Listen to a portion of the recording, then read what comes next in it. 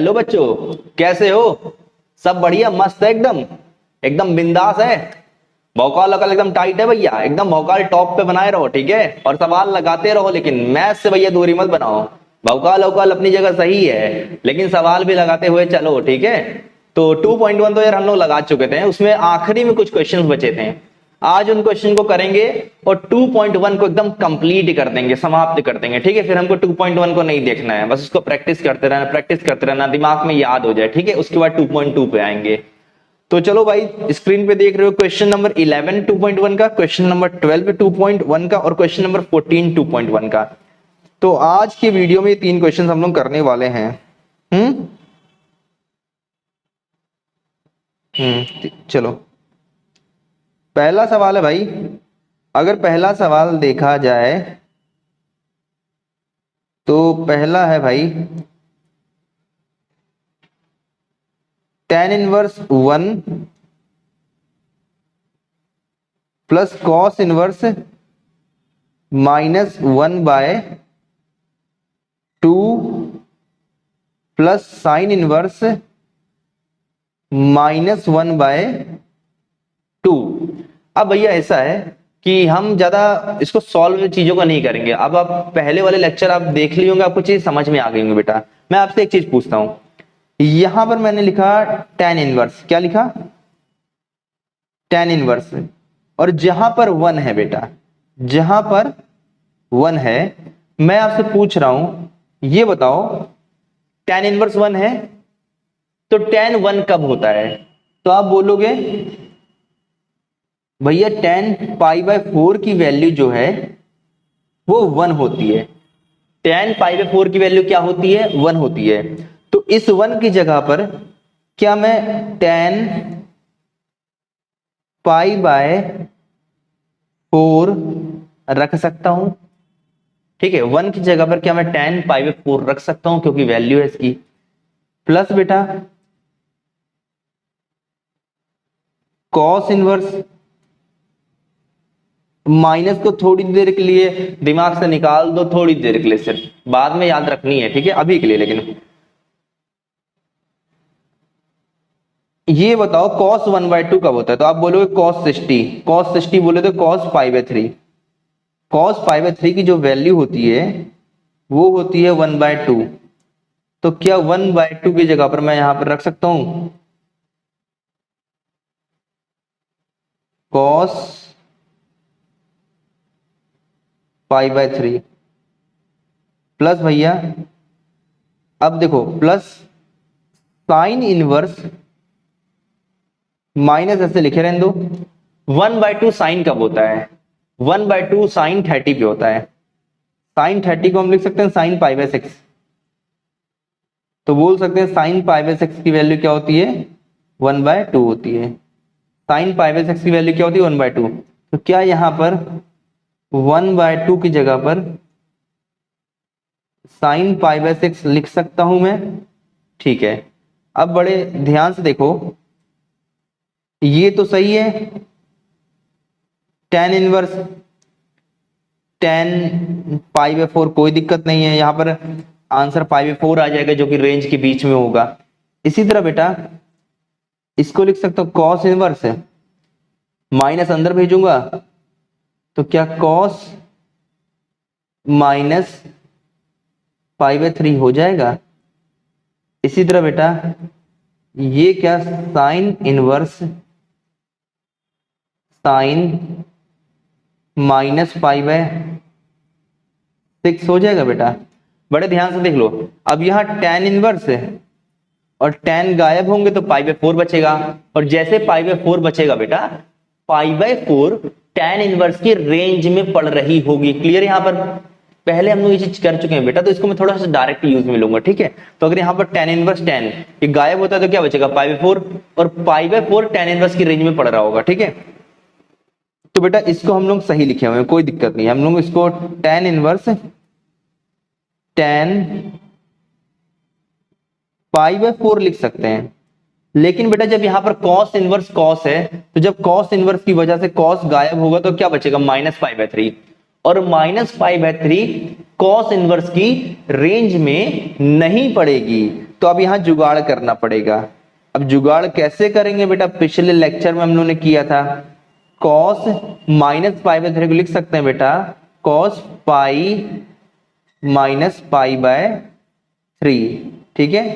अब बेटा यहां पर साइन इनवर्स है, साइन को खत्म करेगा तो सीधे क्या बचेगा, माइनस पाई बाय 6, और माइनस पाई बाय 6 बेटा साइन इनवर्स की रेंज में पड़ेगा, तो यहां पर कोई भी हमें बदलाव नहीं करना है, हम यहां पर सीधे लिख देंगे एज इट इज। तो ये हो गया साइन इनवर्स है,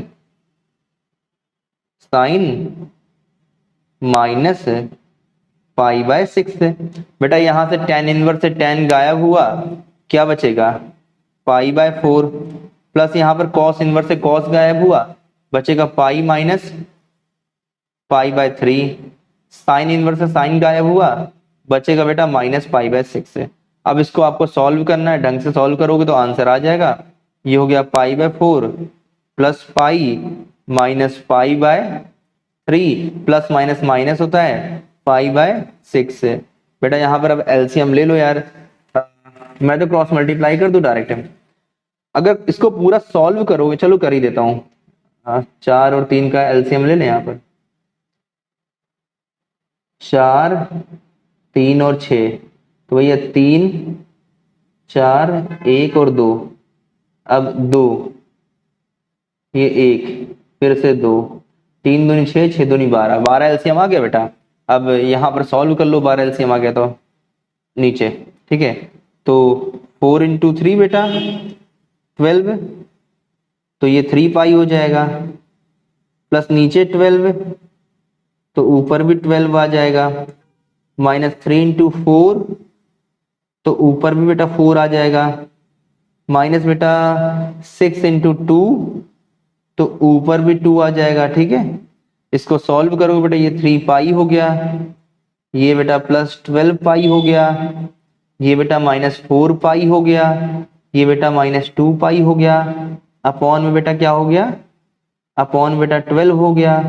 इसको सॉल्व करोगे, 3 और 12 15, 15 में 4 जगह 11, 11 में 2 जगह 9, तो बेटा ये 9 पाई अपॉन 12, 3 से कट जाएगा, 3 3 जा और 3 4, 3 पाई बाय 4 इसका आंसर आएगा। आई थिंक आप क्वेश्चन समझ गए होंगे बेटा, ठीक है।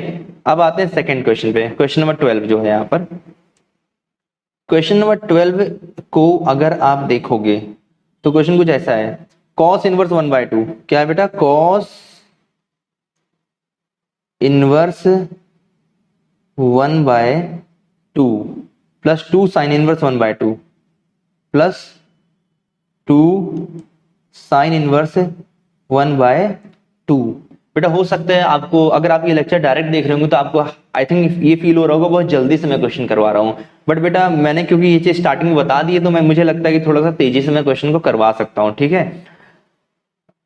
अब बेटा ये बताओ, ये बाहर कॉस इनवर्स है और अंदर 1/2 है, तो 1/2 कॉस कब होता है, 1/2 कॉस कब होता है, कॉस 60 पे होता है, और कॉस 60 को लिख सकता हूं मैं कॉस पाई बाय 3, तो कॉस पाई बाय 3 की वैल्यू हो गई 1/2, कोई दिक्कत, कॉस पाई बाय 3 की वैल्यू होती है 1/2, तो 1/2 को रिप्लेस कर दिया मैंने कॉस पाई बाय 3 से, प्लस 2 साइन इनवर्स है, साइन इनवर्स है तो बेटा साइन 1/2 कब होता है, बेटा साइन 30 पे 1/2 होता है, तो साइन 30 को क्या मैं साइन पाई बाय 6 लिख सकता हूं, बेटा कॉस कॉस को खा गया तो बचेगा पाई बाय 3 प्लस 2, ये और ये गायब हो गए, बचेगा पाई बाय 6, ये हो गया पाई बाय 3 बेटा, 2 से कट गया 6, ये भी हो गया पाई बाय 3, दोनों को जोड़ दोगे आंसर आ जाएगा 2 पाई बाय 3। ये हमारा क्वेश्चन नंबर 12 भी हो गया कंप्लीट, ठीक है। अब भैया लास्ट इसका क्वेश्चन है 14, लास्ट क्वेश्चन है 14, क्वेश्चन कुछ ऐसा है, tan इनवर्स √3 माइनस बेटा सेक इनवर्स -2। अब यहां पर आपको ये चीज ध्यान रखना पड़ेगा, मैं रेंज हर बार चेक कर रहा हूं बेटा, ठीक है, रेंज में हर बार चेक कर रहा हूं, बट अभी आप क्या है कि प्रैक्टिस करके आए हैं, इन क्वेश्चन को लगाने आए, तो सिंपल सी बात है, प्रिंसिपल वैल्यू तो बेटा निकाल के ही आए होंगे यहाँ पर, तो आपको प्रिंसिपल वैल्यू का कॉन्सेप्ट पता है, तो यहाँ पर मैं जब रेंज में नहीं पड़ेगा तो मैं चेंज करूंगा उस चीज को बेटा, ठीक है। देखो tan इनवर्स क्या है बेटा, √3 है, तो बेटा √3 tan कब होता है, √3 tan 60 पे होता है, तो tan 60 को बेटा मैं लिख सकता हूं tan π/3। अब ये tan इनवर्स और tan खत्म हो जाएगा तो π/3 बचेगा, और π/3 tan इनवर्स की रेंज में पड़ेगी, तो एकदम सही वैल्यू है ये बेटा। इसी तरह अगर यहां पर आप आएंगे sec इनवर्स है, और मैं आपसे कहता हूं माइनस को भूलो, तो sec2 कब होता है, sec2 कब होता है बेटा, sec2 sec 60 पे होता है, और sec 60 को हम लोग लिख सकते हैं sec π/3, क्या लिख सकते हैं, sec π/3 बेटा, ये हो गया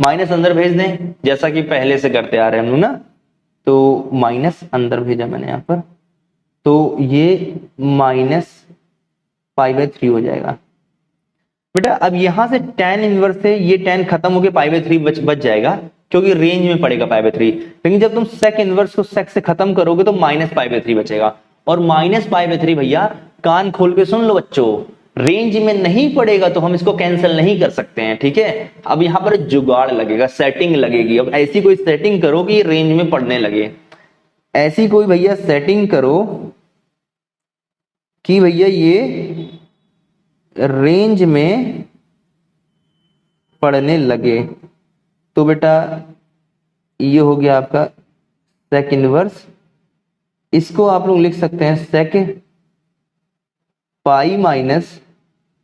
- π/3 बेटा। अब ये आपका रेंज में पढ़ने लगेगा, तो ये हो गया tan इनवर्स है,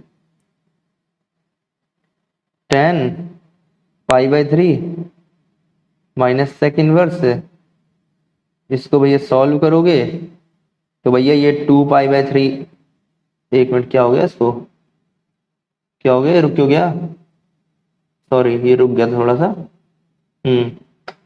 कभी कभी रुक जाता है, sec 2π/3 आ जाएगा। अब देखो भाई 2π/3 sec की रेंज में पड़ रहा है, तो यहां से क्या आ जाएगा π/3 माइनस 2π/3, कैलकुलेशन सही किया ना यार मैंने, तो ये आ गया आपका आंसर -π/3।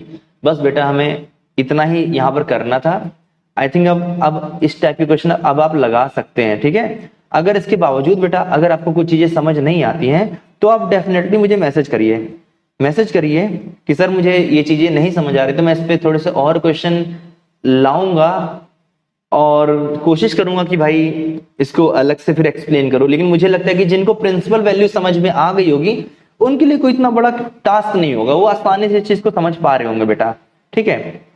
तो बेटा आज के लिए बस इतना ही, आगे हम लोग मिलेंगे तो एक्सरसाइज 2.2 के लिए मिलेंगे, और उससे पहले जो प्रॉपर्टीज हैं कुछ प्रॉपर्टीज को हम लोग प्रूव करके देखेंगे, प्रॉपर्टीज को समझेंगे, फिर एनसीईआरटी पे चलेंगे। क्योंकि मेरा यहां पर पूरा मोटिव है बेटा कि सिर्फ आपको सवाल लगाना ना आए, सिर्फ आपको क्वेश्चन लगाना ना आए, आपको उस चैप्टर के बारे में जानकारी होनी चाहिए, मेरा ये मानना है बेटा। तो मैं उसी तरीके से पढ़ाऊंगा, पर मैं आपसे जरूर कहूंगा बेटा मैं जो क्वेश्चन लगवा रहा हूं आप सीधे एक्सरसाइज मत जाइए, आप पहले उस चैप्टर को समझिए। इसीलिए देखो मैंने स्टार्टिंग में जो चैप्टर शुरू भी किया है तो मैंने चैप्टर के बारे में चीजें बताई हैं। तो अगर आप चैप्टर को समझोगे ना तो आपका इंटरेस्ट अपने आप ही उस चैप्टर में क्रिएट हो जाएगा।